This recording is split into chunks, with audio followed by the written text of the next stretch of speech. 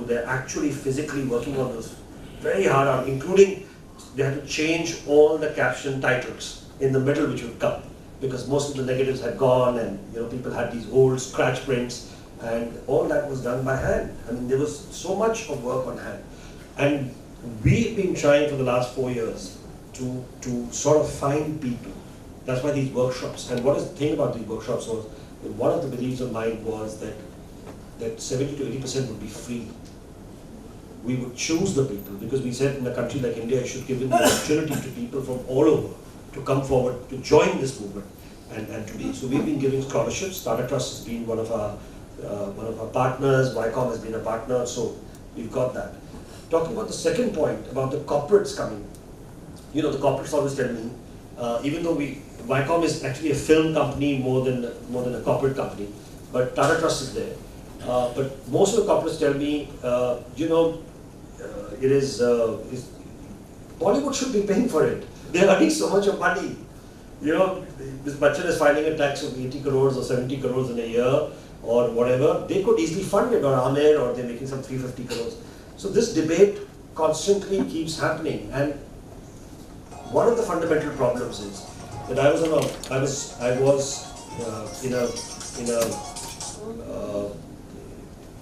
just in Bombay just before I came, where my friend Abhishek Poddar is starting a movement. I know that you're aware of that, sir, MAP, which is setting up a museum in the middle of Bangalore, a wonderful museum with, and it's an art museum, one of the biggest museums. And he collected 100 crores and he's needing 100 more crores. And I found it, I was just looking, and I was there sitting in the audience, and I was just thinking how much art easily attracts that kind of money, while film, because it's not regarded as an art form, finds it even tough to raise any kind of money. We've had Mr. Bachchan also propagating the fact to donate now. We're running various donate campaigns, but I don't think that they've been really successful. People haven't really come forward in terms of donation and thing. And then the misconception of people when they have posters and lobby cards and all of that, the fact that we are an archive and we are not a collector anymore. So we don't want to sell, or we don't want to part with it. We preserve it for you. I mean, it's an archive. You come, you see it, you use it, or you want to display it, you write to us. There's a particular formality to be followed. And I think that part still, after 4 years, we are slowly coming for people to realize that there is a private institution or an NGO under the government, which actually is an archive. And it's not just the National Film Archive. Because in America, everybody knows that out of 118 film archives, there are 118 film archives, or 120 when we did last analysis, small, big, whatever. But the recognized archives are about 10, 12. And then there are subsidiary archives, and all universities have a film archive. Film archive with a running staff of about 35, 40 people. I mean, there's not a small film archive. They have everything, UCLA, but they've all, so that kind of awareness, which is in America, that except Library of Congress, which is owned by the state. The rest of the archives are private institutions or initiatives or trust or whatever. That belief has still not come. It is there in art because they are art collectors with a lot of money, but not on films. So we do struggle with that. We do struggle, even though our workshops and our various activities are there. But we hope now with the awareness which we have sort of creating, we'll be able to get. And that's why we have to rally mostly on Bollywood stars. What about government funding? Well, the government funding is a bit difficult. Government is not interested in this. No, they are. I mean, you see, again, they have. There is a lot of, especially today. There's a different way of looking at things. I don't know after elections what the government's mode will be, and that constantly keeps changing also. Also, I think we, even when we did the workshop at the NFAI, we found it tough to get funding from them. So this is not in their agenda. They rather give the money to the NFAI because there's already a government institution which they're supposed to already finish the whole lot of digitization and all that which has already been given. But our whole belief is that there is so much of material across India that you not only need to preserve what is there in NFI, but there's so much, nobody's overlapping each other. Everyone, and that is one of our big things, is that why only rely on them, the government, because they've already got their hand full to look after. Already they've got some 15,000 films to really reach to their targets and meet, and that will take another 10-15 years to save them. But what happens to the hundreds of films which are still live? And where the government really doesn't work is not on feature films, where we work on. Our whole focus is on artistic films, home movies, documentaries, experimental films. What about them? That's not the focus of the government. Documentaries for them is absolutely a no-no.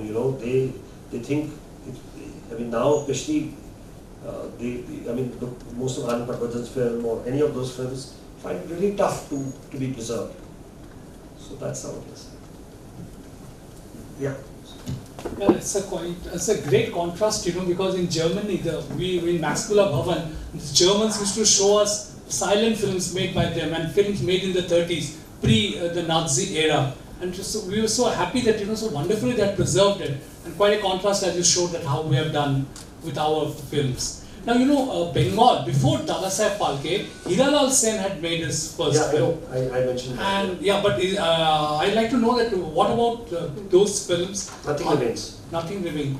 Nothing at the moment remains. And before Ray, Bengal made classic artistic films, like made by P.C. Barua, Devaki Bose, Dhiren Ganguly. Yeah, I saw Barua's wonderful Devdas Bengali one in Dhaka at the archive. Very proudly I saw it, and I was very thrilled and happy to see it. Because that was one of my dreams, to see his film. Yeah. So, and even Chokher Bali, the Tagore classic, was made, and Tagore himself had seen it and appreciated that film. So is that original Chokher Bali? Is it? I'm not sure about Chokher Bali. The original one by Tagore, which was appreciated by Tagore himself. Yeah, no, I'm not sure about that one, but I know I've seen the Barua one. I see.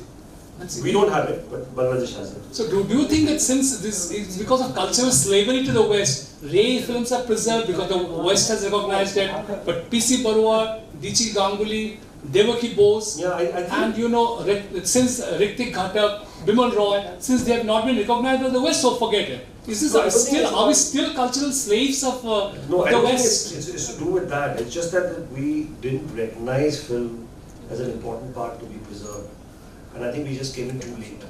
The awareness really began when, I would say, when we started the foundation in 2014. Because that was my experience when I was trying to make a film, or I was trying to see, and then my interaction with the Scorsese Foundation, that really changed my opinion. That till then, as a filmmaker, you really are not concerned with what's happening around you.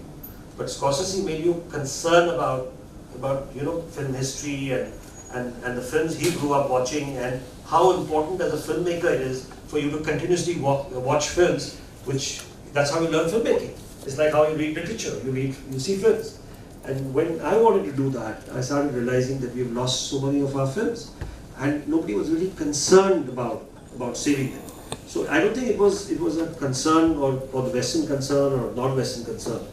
Ray, because he was already, he had attained that kind of height and that kind of success, it was easy to find funding to save his films and to restore his films and things.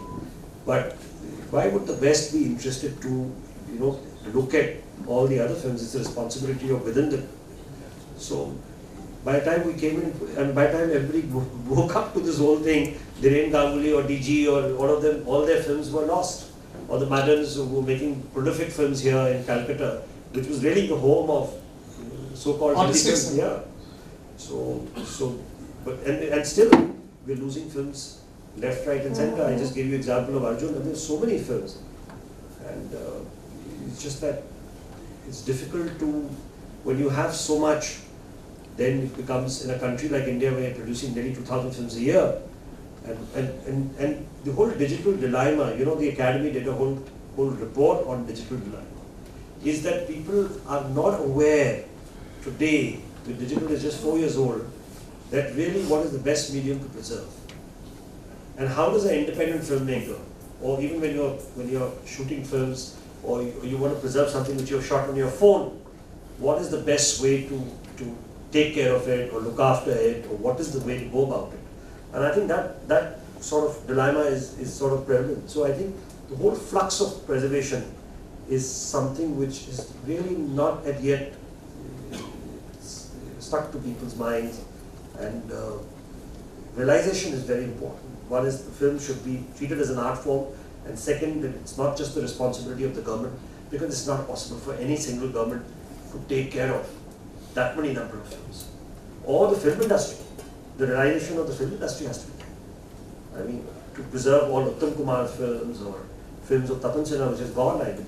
You know, most of Tapan Sinha's films don't exist. And we can, or the low quality DVDs, would you like, that's why I just gave you an example. Would you like to watch a P.K. Murthy or Subroto Mitra's work on those horrible YouTube channels? Those are only, you know, for research purposes or something. You want to just do that, just to see and write and think. But to be able to showcase and enjoy the film, I think most of us see it in the view that you've already seen the film before. So you just know that the film exists. This is the same case with Bengali films of Bijoy Ghosh, Piyush Yeah, Ghosh, yeah. Ajay Kaur, Asit Sen, Avrodhu Kapoor. And Yeah. before, Patel Panchali, Sita was universally recognized all over the world. Devaki was Sita. So do you have a bit of Sita? Sita, we don't have. Devaki Bose is Sita.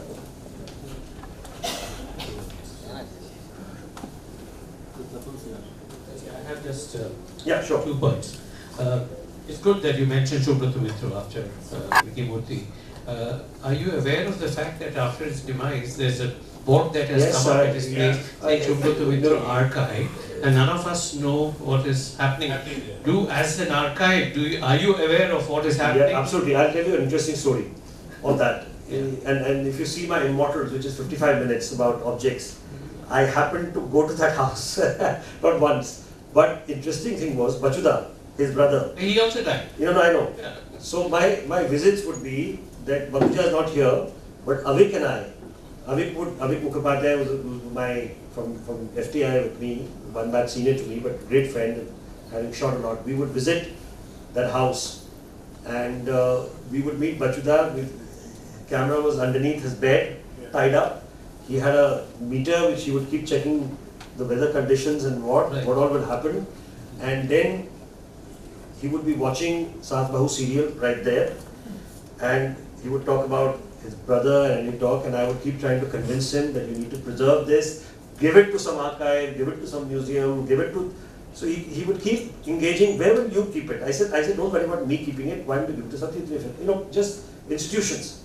And that would happen over the period of nearly 10 years. 10 years, not a single trip of mine went where I didn't visit him with Avik. Even shot him in Immortals. And one day, when I got to know that he passed away, and I was very I said, what happened to all the material? Because they had Nagara and everything. Yeah, they had a lot. All the things. I visited that house often. Yeah. And suddenly, I saw outside written Subroto Mitra archive. And I said, oh wow, there's an archive which is opened up. I must go, but I wasn't allowed in, But what was the sweetest thing was that Avik, who knew my persistence to all this, when the workshop was concluding on the last day, he gave me the Subroto Mitra light meter, which Subroto Mitra had presented to him personally for the archive. So at least I have something of Subroto Mitra. I don't know about the archive, but yeah, we are very, I know people are very concerned, so is Shumatula, and my conversations with people that what really is happening to that place is, because that property is worth, I think it's more to do with the property and then the thing, yeah. It's been a kind of forced takeover by some Yeah. individuals. So, Promoters is going to handle promoters actually. Yeah. The other thing is about this funding business. I was just wondering. Of course, you're right in saying that it's not the government which can do everything. Now, people who are going to watch films at Inoxes are spending a lot of money. They don't even care whether they are spending 500 or 1,000 or 1,500 for a single show, right? So, along with all the taxes that is there, if some kind of a cess can be introduced on film tickets to say film preservation cess, Yeah. do you think that would be an option, which can then be channeled to a particular organization, Yeah. which will then really seriously We take had, care of that? in fact, by conversations with Ajay Bijli of PVR and even Inox, and that's why in that particular roundtable, we had invited them also to come. And we were very, very keen that even Book My Show, which finally gave them to handle the whole event, also to say that for any of your events, can you put this, but those talks have been very preliminary, but there has been a thought, and we gave them a Taiwan example. Taiwan example was very easy, that in fact the government went to the whole campaign of starting with your credit cards. Every time you would spend a credit card, that little money would go to the Taiwanese film. They did an opinion poll of the 100 most important Taiwanese film you want to save. And they made a list of that. And then they asked the public, so they needed volunteers, and then they needed money. And they got both. So interestingly, even Titash, the money has come from the Bangladesh archive. Beautiful restoration. So Indians are not very good at that. Even Burkina Faso is doing very well in restoration. Just producers with Bangladeshi. Yeah, no, but I'm saying I mean, it was lying with the NFAI, the negatives, Right. but we couldn't erase because Batak is finally. So somehow we don't have that quality about giving money in terms of. Yeah, but if you ask for money, even the producers won't give you your 100 rupees to No, present they their want- can. It has to be something which is forced, which is incorporated in the system. It's part of the thing. Yeah, I know what you're saying. Yeah, so I think that would be the ultimate way to sort of raise funds for something like this. Yeah, I mean they don't want to give it for their own films, you know. Yeah, I know. Thank you, Zella. Any other question? If not, then this comes to an end, and we all thank you, Shivendra ji, Thank you, for Zella. fascinating. You have a great call, and this is a battle. We are in our small ways. We are with you, but this is something that we didn't really know, and you have shown us the real scenario, the really alarming kind of scenario that it is. So we from everybody around here, we wish you all the very best Thank you very much. in your campaign, in your crusade to protect this heritage, and I hope we will have you back to talk about the progress of this critically important campaign. I'd love to keep coming back. Sure. Thank you so much. So ladies and gentlemen, please join me. yes. Yeah. Raju and I will be honest, Raju. Yeah, okay, thank you very much, sir. Thank you very much.